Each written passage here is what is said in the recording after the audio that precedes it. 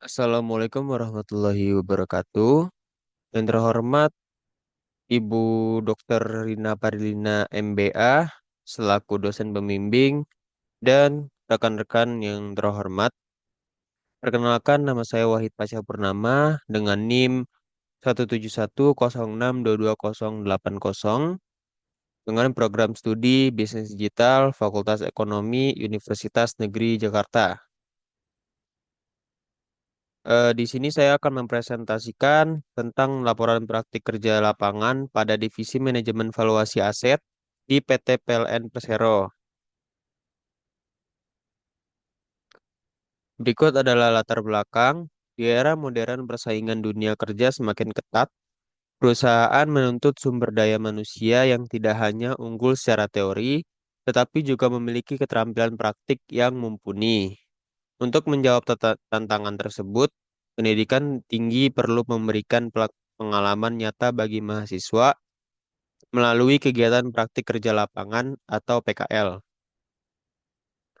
Praktik kerja industri atau yang biasa disebut magang merupakan suatu bentuk penyelenggaraan pendidikan keahlian profesional yang memadukan secara sistematis dan sinkron pendidikan di sekolah dan program penguasaan keahlian yang diperoleh melalui kegiatan bekerja secara langsung di dunia kerja.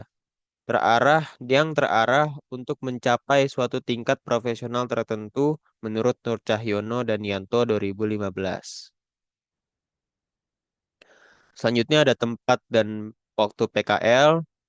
Tempat yaitu PT PLN Persero dengan alamat Jalan Tronojoyo Blok M1 nomor 135, RT 6 RW 2 Melawai, Kebayoran Baru, Kota Jakarta Selatan, DKI Jakarta.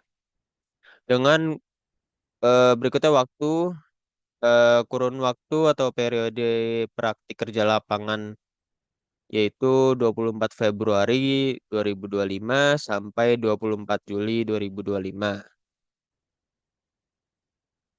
Berikutnya adalah sejarah perusahaan, yaitu ketenaga listrikan dimulai pada masa kolonial Belanda saat perusahaan gula dan teh membangun pembangkit listrik sendiri. Lalu selama pendudukan Jepang pada tahun 1942 sampai 1945, pengelolaan listrik diambil oleh Jepang.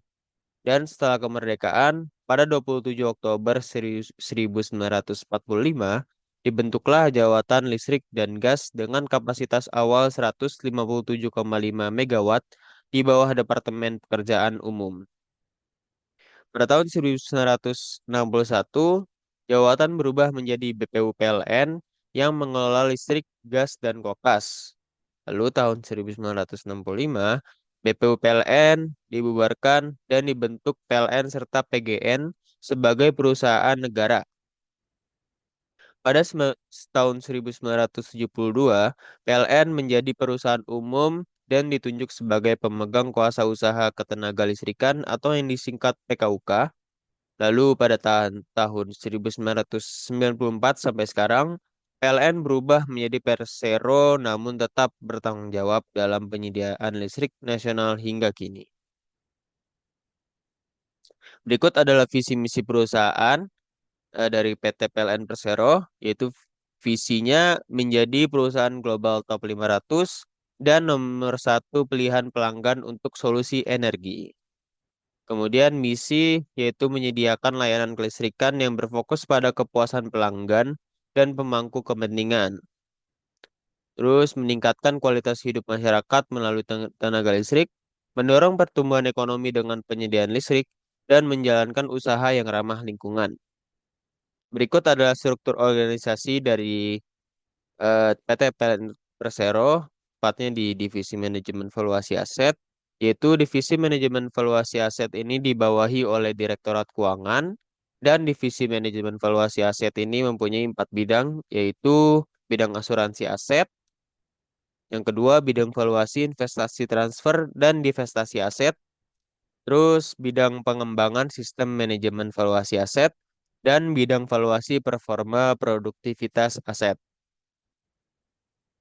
Lalu selanjutnya adalah bidang kerja, yaitu divisi manajemen valuasi aset berperan dalam mengembangkan, mengkonsolidasikan, dan mengelola sistem manajemen nilai aset, operasional, dan properti guna meningkatkan efisiensi dan efektivitas aset strategis perusahaan. Divisi ini juga memantau implementasi sistem valuasi dan asuransi aset, serta menyusun proses bisnis pencatatan, valuasi, akuisisi, investasi, transfer, dan divestasi aset untuk mendukung perhitungan kinerja aset. Berikutnya adalah pelaksanaan kerja, yaitu praktikan mempunyai 5 pekerjaan. Yang pertama yaitu melakukan analisa proses bisnis PT PLN Persero, yang dimana praktikan melakukan analisa ini melalui PowerPoint yang sebelumnya praktikan mencari informasi tentang proses bisnis PT PLN ini lewat Google, lalu dimasukkanlah ke PowerPoint dan dipresentasikan di depan karyawan di PT PLN Persero. Yang kedua, menyusun video company profile divisi manajemen valuasi aset, yaitu praktikan membuat video company profile ini eh, untuk mengetahui struktur organisasi yang ada di divisi manajemen valuasi aset yang sangat berguna untuk praktikan dan karyawan baru yang baru masuk ke dalam divisi tersebut. Terus yang ketiga, mapping data aset, transmisi dan distribusi, yakni mapping ini, mapping data ini eh, memakai tools dari Microsoft Excel yang dimana praktikan mengolah data yang disusun untuk membaca kode-kode data aset transmisi dan distribusi yang akan dimasukkan ke dalam aplikasi. Lalu yang keempat, membuat mockup aplikasi Valian. Praktikan membuat mockup ini memakai aplikasi Figma dan Canva yang bertujuan untuk dimasukkan ke dalam homepage aplikasi Valian.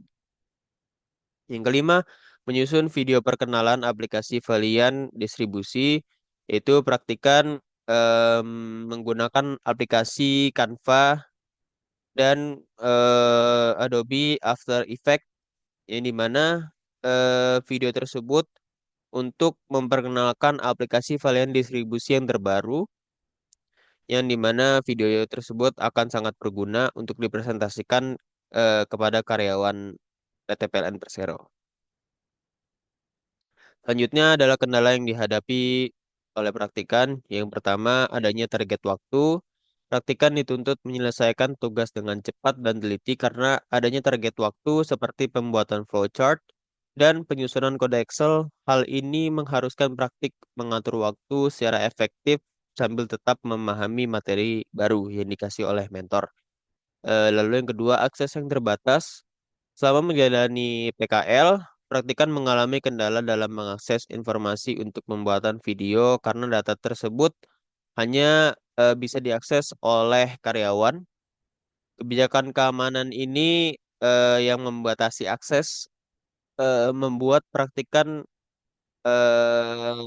praktikan menjadi terhambat dalam mengerjakan tugas dari pentor. Kerjaan ya menghambat proses pekerjaan praktikan. Lalu cara mengatasi kendala, yang pertama adalah menghindari menunda pekerjaan dan mengatur waktu dengan baik, lalu berkoordinasi kepada karyawan dan menggunakan sumber informasi alternatif. Selanjutnya adalah kesenjangan teori dan praktik, yaitu yang pertama, kesenjangan pertama yaitu keterbatasan pembelajaran aplikasi di perkuliahan. Praktikan mengalami kesenjangan antara materi kuliah dan praktik lapangan. Ketika di perkuliahan, penggunaan Excel hanya sebatas dasar, sementara di dunia kerja, praktikan dituntut menguasai rumus seperti VLOOKUP dan pivot table, dan keterbatasan ini menghambat efisiensi dalam menyelesaikan tugas. Yang kedua, kurangnya pemahaman yang luas. Selama PKL, praktikan menyadari bahwa materi kuliah hanya mencakup dasar desain grafis, sementara di dunia kerja dituntut membuat motion grafik yang menggabungkan desain visual dan animasi yang membuat hal ini menjadi tantangan karena memerlukan keterampilan yang lebih luas. Berikutnya adalah kontribusi bagi tempat PKL yang itu pertama mengisi materi pada kegiatan mingguan seperti menjadi pembicara pada kegiatan mingguan Code of Conduct, lalu menyampaikan materi mengenai tata nilai di PTPLN Persero, yaitu amanah, kompeten, harmonis, loyal, adaptif, dan kolaboratif, atau yang disingkat akhlak.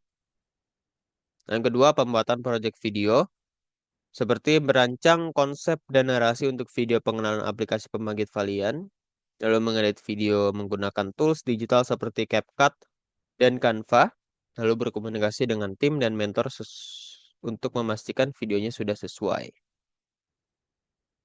Berikutnya adalah kesimpulan, yaitu praktikan dapat menerapkan ilmu desain komunikasi visual dan manajemen aset secara langsung di divisi manajemen valuasi aset. Yang kedua, praktikan memperoleh pengalaman tentang etika kerja, komunikasi, disiplin, dan kerja tim di lingkungan profesional. Dan yang terakhir, PKL juga menjadi kesempatan membangun relasi yang bermanfaat untuk pengembangan karir di masa depan. Selanjutnya adalah rekomendasi, yaitu bagi perusahaan sebaiknya memberikan orientasi awal terkait struktur, divisi, dan tata tertib agar peserta magang lebih mudah beradaptasi. Lalu pemberian sertifikat atau surat pengalaman kerja di akhir magang akan bermanfaat sebagai bukti pengalaman bagi mahasiswa.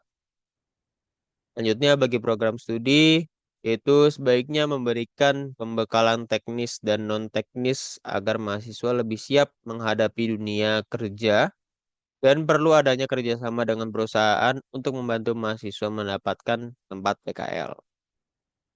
Mungkin cukup sekian dari saya, kurang lebihnya mohon maaf. Wassalamualaikum warahmatullahi wabarakatuh.